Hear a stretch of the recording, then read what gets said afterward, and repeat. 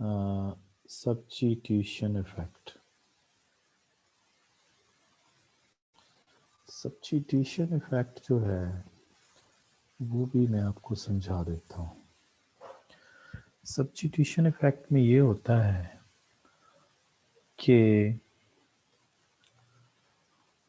Substitution effect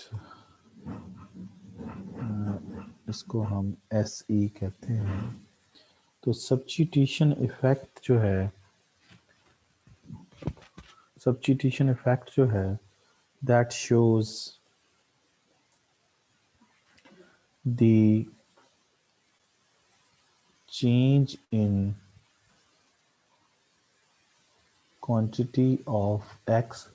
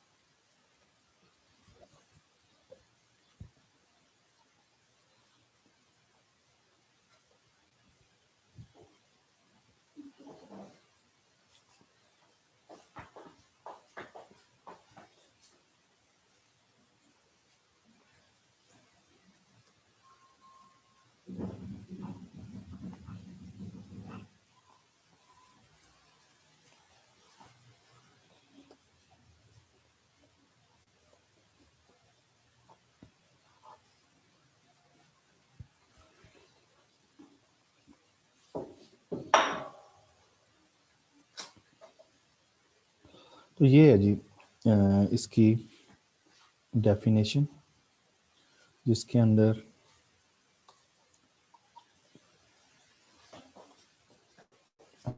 अब ये देखें, सब्स्टिट्यूशन इफेक्ट जो है ये बताता है कि एक्स चीज की क्वांटिटी में कितनी तब्दीली आएगी जब प्राइस ऑफ एक्स में तब्दीली आएगी। ये तो यहाँ तक तो प्राइस इफेक्ट की बात है, क्योंकि प्राइस ऑफ एक्स में तब्दीली की वजह से क्वांटिटी ऑफ एक्स में तब्दीली आ रही है। यहाँ तक इसका मतलब ये है कि change in price of x की वजह से change in quantity of x हो रहा है, बट अंडर टू कंडीशंस हो रहा है। पहली बात कि आपकी रियल इनकम सेम रहे, उसमें कोई तब्दीली ना आए, और आपकी सेटिस्फैक्शन में कोई तब्दीली ना आए। चेंज को मैंने काटा हुआ, इसका मतलब रिमेन्स द सेम। तो ये एक्चुअली है तो प्राइस इफेक्ट ही, लेकिन इन दो कंडीशंस के तहत है।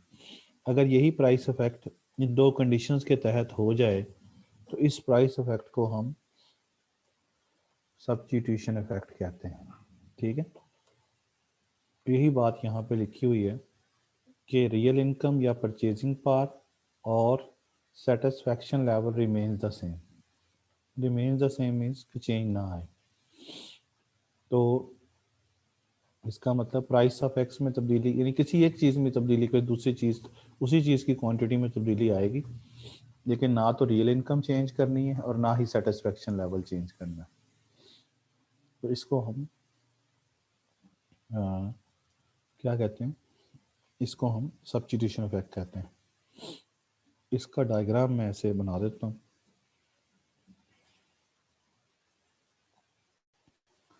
ये देखें,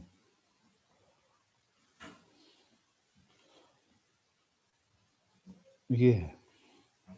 तो यहाँ पे देखिए,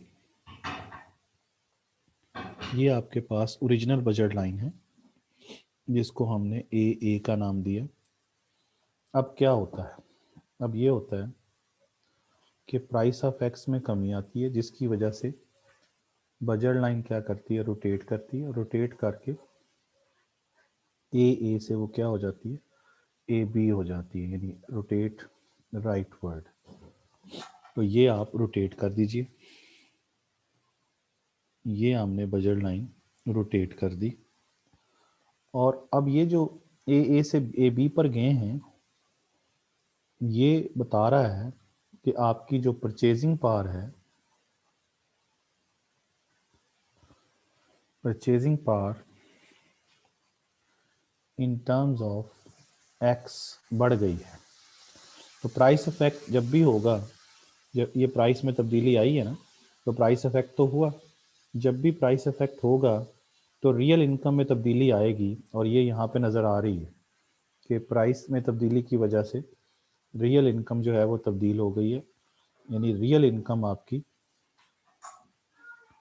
बढ़ गई है। बजट लाइन रोटेशन का मतलब ही यही है कि आपकी रियल इनकम में इजाफा हो गया, और ये आपको नज़र आ रहा है यहाँ पे कि पहले आपकी एक्स के लिहाज से रियल इनकम इतनी थी, अब आपकी रियल इनकम ओ ए से बढ़कर ओ बी तक चली गई है। ये रियल इनकम में आपका इजाफा हो गया है। लेकिन प्राइस इफेक्ट में तो रियल इनकम बढ़ती है या चेंज होती है कह लीजिए, क्योंकि कीमत बढ़ेगी तो रियल इनकम कम हो जाएगी। यहाँ तो कीमत में कमी आ रही है ना, तो रियल इनकम में यहाँ पे इजाफा हो गया है ना। और दूसरा आपने प्राइस इफेक्ट में देखा था, ये देखें, प्राइस इफेक्ट में आपने देखा था कि प्राइस इफेक्ट में ये देखा था कि सेटिस्फेक्शन लेवल भी चेंज हो जाता है। यानी पहले IC1 पे थे तो फिर IC2 पे चले गए, समझ रहे हैं ना? इसका मतलब रियल इनकम भी चेंज होती है। रियल इनकम पहले ओ ए थी, अब ओ बी हुई थी। तो प्राइस इफेक्ट जब होगा तो रियल इनकम भी चेंज होती है और सेटिस्फेक्शन भी चेंज होती है। लेकिन जब हम सब्स्टिट्यूशन इफेक्ट पे जाते हैं, तो सब्स्टिट्यूशन इफेक्ट में हमने ये बात तय करनी है कि रियल इनकम को चेंज नहीं करना और सेटिस्फेक्शन को भी चेंज नहीं करना। तो उसका तरीका ये है कि जितनी आपकी रियल इनकम में इजाफा हुआ है उतनी ही कमी कर दीजिए, उसके पैरेलल एक लाइन शिफ्ट करके, जैसे मैं अब कर रहा हूँ। ये मैंने एक लाइन शिफ्ट कर दी, दोबारा बना लेते हैं, सॉरी।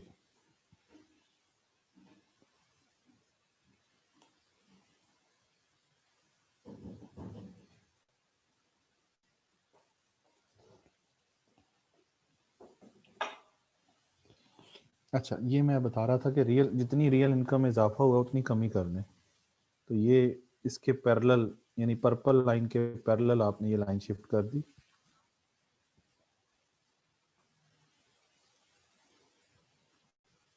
इस लाइन को हम, यहाँ 3 बजट लाइंस बनी हुई हैं। ए जो है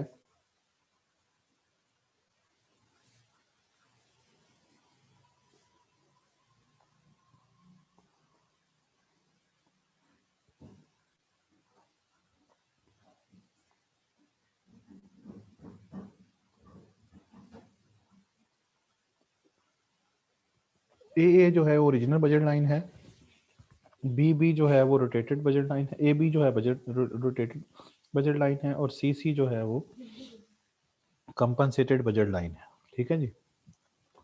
और अब हम अगर यहाँ पे इक्विलिब्रियम शो करें, एक पॉइंट यहाँ पे फॉर एग्जांपल, एक पॉइंट यहाँ पे, एक पॉइंट हम ओरिजिनल बजट लाइन पे शो करें, एक कंपनसेटिंग लाइन पे शो करें, तो एक इंडिफरेंस कर्व बनता है जैसे ये।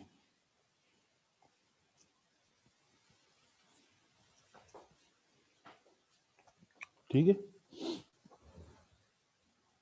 ये IC1 है, और ये देखेंगे पहला इक्विलिब्रियम यहाँ पे हुआ है, और फर्ज कर लें इस रोटेटेड बजट लाइन के ऊपर जो दूसरा इक्विलिब्रियम है वो यहाँ पे हुआ है E2 पे, ये IC2 है।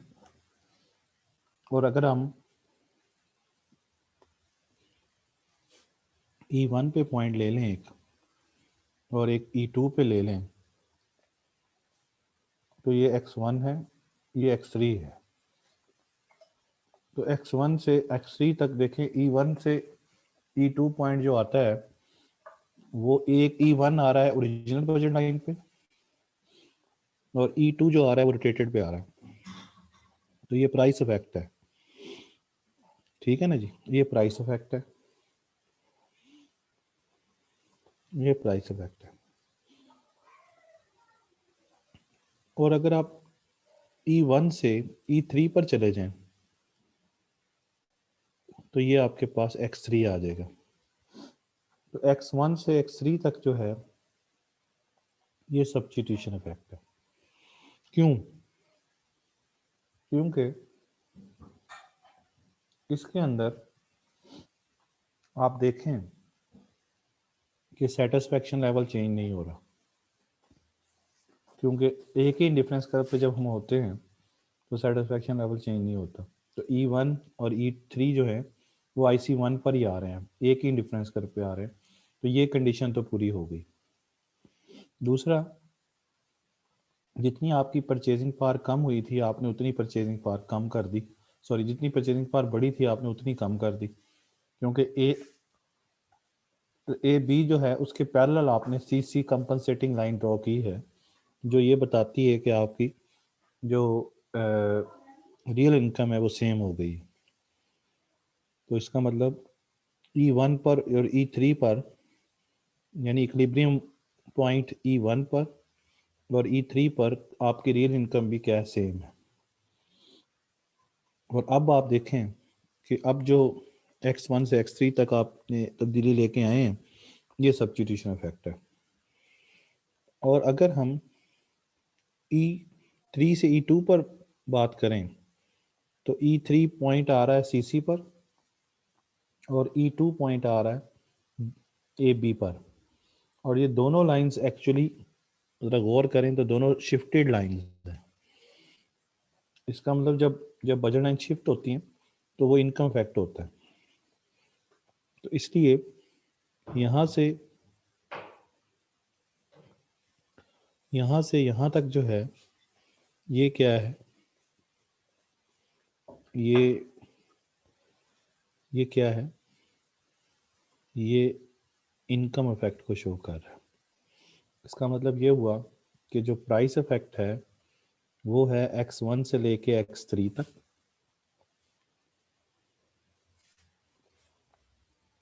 सब्स्टिट्यूशन इफेक्ट जो है वो x1 से x3 तक, सॉरी ये थोड़ी सी गलती हुई है, ये x2 है। और इनकम इफेक्ट जो है वो x2 से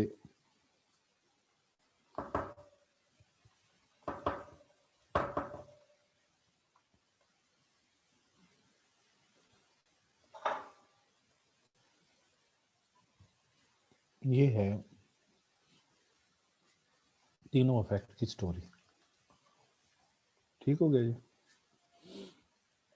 बात समझ में आ गई। थोड़ा सा मुश्किल होता है ये टॉपिक, और मैंने इतनी डिटेल से भी नहीं बताया ये वैसे, क्योंकि ज़रूरत नहीं है आपको इतनी डिटेल से बताने की, ये बड़ा लंबा चौड़ा टॉपिक है। तो इतना ही काफ़ी है जितना मैंने बताया। यहाँ से एक बात समझ में आई कि प्राइस इफेक्ट जो है वो सब्स्टिट्यूशन इफेक्ट और इनकम इफेक्ट के बराबर है ना, क्योंकि प्राइस इफेक्ट x1 से x3 तक है, और ये टोटल प्राइस इफेक्ट इन दो इफेक्ट्स के समीशन के बराबर है, यानी x1 से लेके x3 तक ये है, और सब्स्टिट्यूशन इफेक्ट है x1 से लेके x2 तक, और इनकम इफेक्ट है x2 से लेके x3 तक।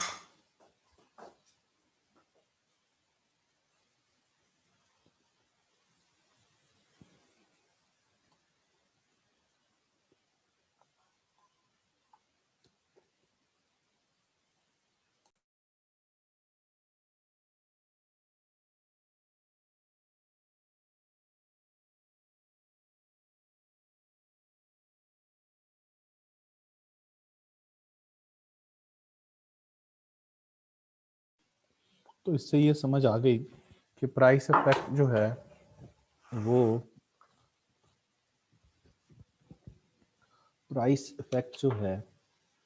वो सब्स्टिट्यूशन इफेक्ट और इनकम इफेक्ट का समीशन है।